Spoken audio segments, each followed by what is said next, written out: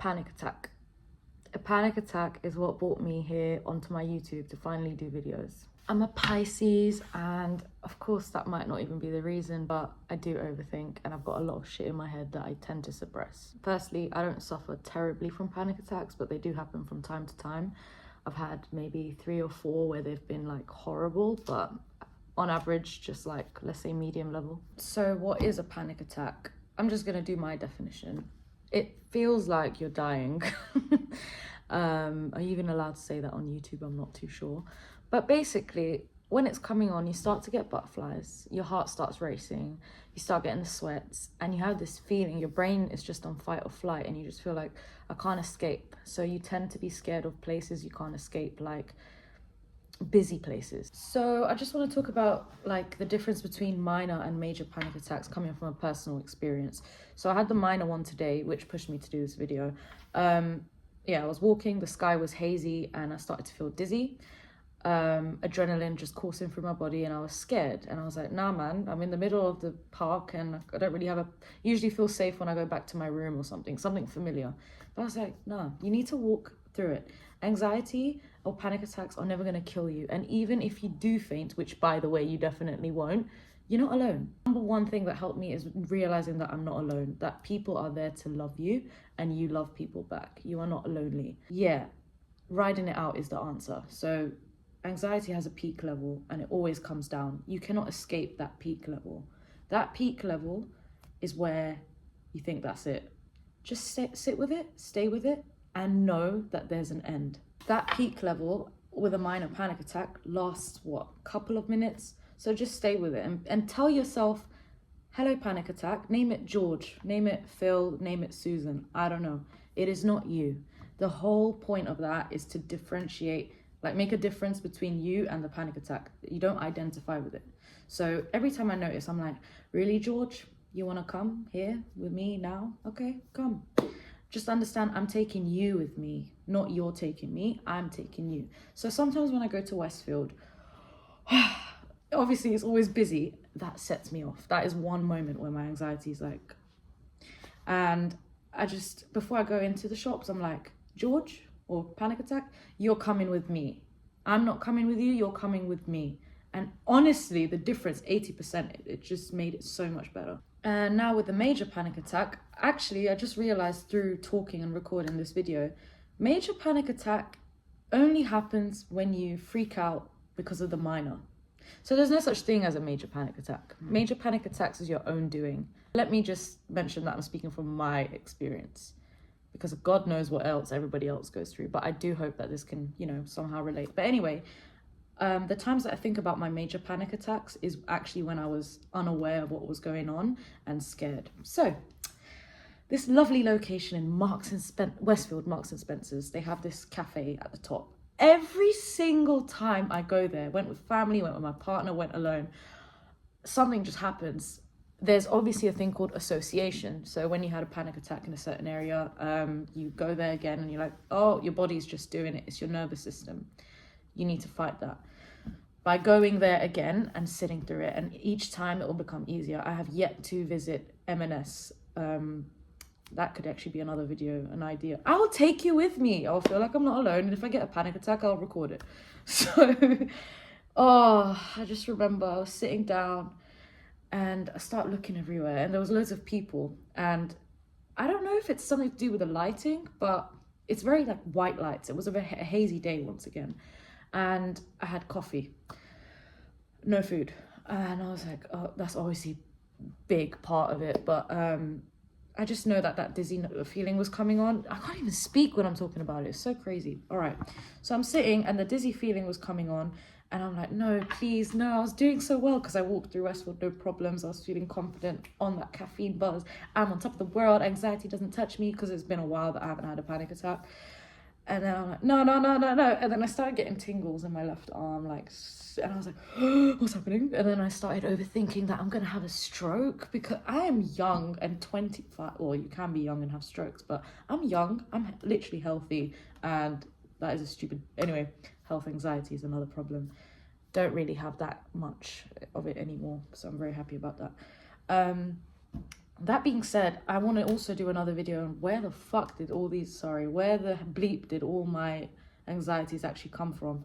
And I know one source, my ex.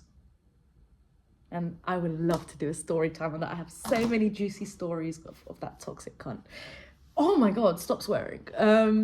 Right, so yeah, tingly feelings, and then I was like, and then yeah, it just spiraled, and then I literally started splashing cold water on my neck. That usually helps if you put something cold on the back of your neck. It shocks your nervous system, and then it makes you realize, like, this is fake, you know, fight or flight. That's all it is. Your nervous system fighting or flighting.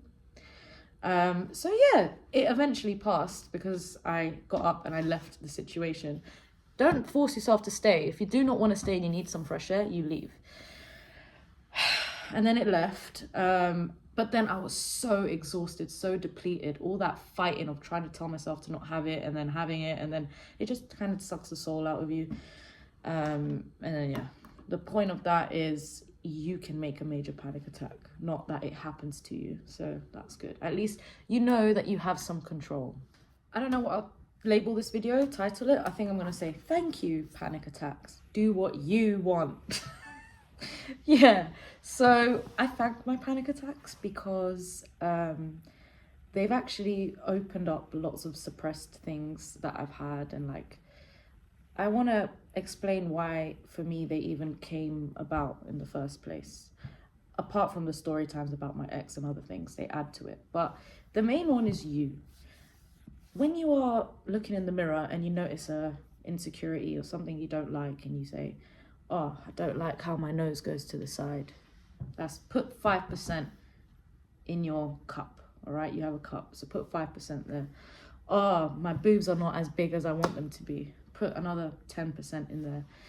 Oh, I need to really get started on that assignment. I'll just do it in like next week or the week after. Put 20% in there. You see where I'm going. Eventually that cup is gonna gonna fill up. Or you just, yeah, you know you got to do something, but you don't do it, or you're like, I'll get to it later. So what I want to say is, here, right now, when you have an idea, you write it down. You don't have to do it immediately, but if you can, you do it. And write it down so that you can come back to it and do it another time. But definitely do it. That's what I'm trying to learn. I realized, why is it that every 3 months I have this panic attack or something, a major one or whatever? And it's literally because my cup is just getting more full, explode, reset, full, explode, reset. So panic attacks come when you're not listening to yourself, or when you're abusing yourself, when you're not having any boundaries, when you're letting people walk all over you, humiliate you, feeling like you have low self-worth. This ain't even real. If only you just knew how powerful and amazing you are, and come out of that shell of beliefs, limiting beliefs. Yeah, that just comes with another topic and a therapist maybe, but and just inner work. But the reason panic attacks came on to me is because I was always fucking saying horrible things. I swear so much. Sorry. Okay. Saying things that are bad about myself, like that I believe to be bad, and just procrastinating. And I cannot believe how much that mentally adds up.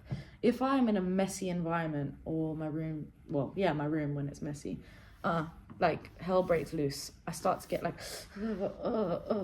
have you not like washed your hair for a little bit? Like you start feeling like, Many of the sensitive girlies and guys can relate.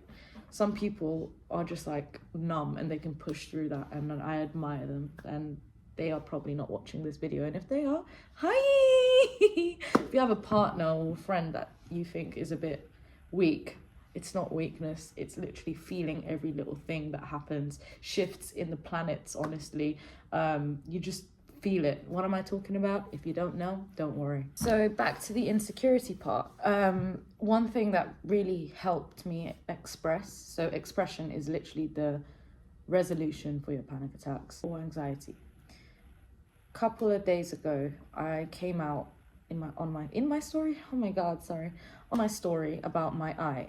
if you're literally watching this video, you can tell that sometimes my eye is a bit slower than the other. This one is a glass eye. I had to stop the video there because I had too much storage. Okay, so this one's a glass eye, as I said. But my brain, do you know what it does? It goes on freeze. It's like blank, let's daydream. Anytime I talk about my eye, it's so mad.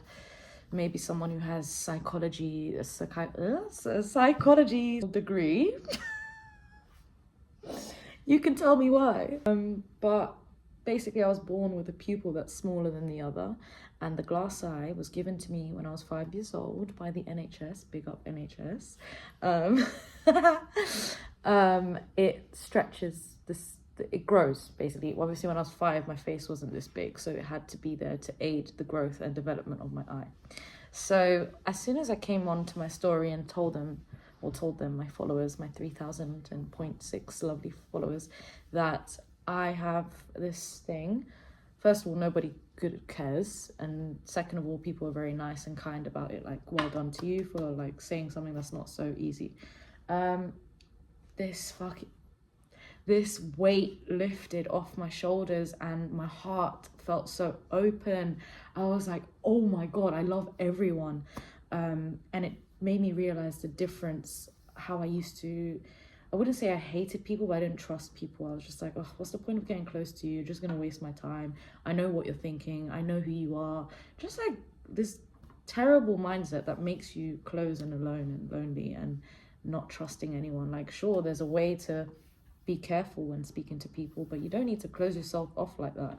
Just waste of time and waste of actual, like, having a good life. That's why I'm actually here on YouTube.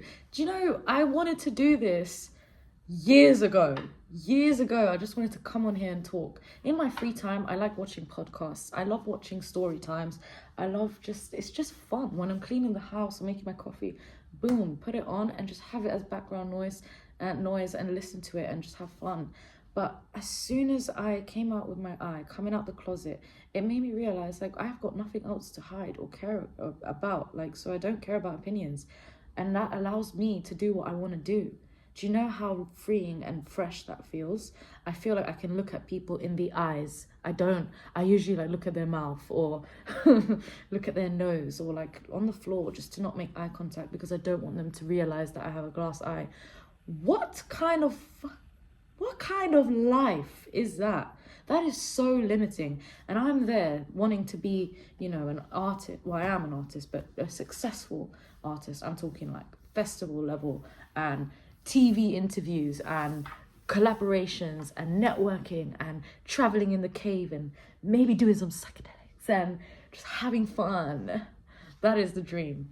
No, you're not going to get that. You're literally shutting yourself off. You're saying, no, I want to hide. So why on earth should you be recognized and seen? You're literally saying, I don't want to be seen with all these little minor insecurities or major. No. If you're someone who dreams big, put your insecurities aside. They may feel real, they ain't real. Because half the time, many people hasn't even noticed that I'm thinking my shoulders look round. Like, what? Go away. So yeah, that's it really. I don't have a plan or structure with how I'm going to do my YouTube. I just know that I wanted to get this video out there, and I didn't go really into detail. I didn't even give myself a little introduction. I'm 25, my name's Daniela, DJ name Dana. I'm a vocalist, I write my own songs, and I'm on a journey at the moment. But on my Instagram, I frequently post more and all of that jazz, but I aim to speak up on issues that I've actually went through and come out of, so that hopefully I can help others, because that's, yeah, I just like helping and I like talking, and I'm tired now. No pressure to subscribe, nothing like that. If you like me, you do what you want. Mwah. Bye bye.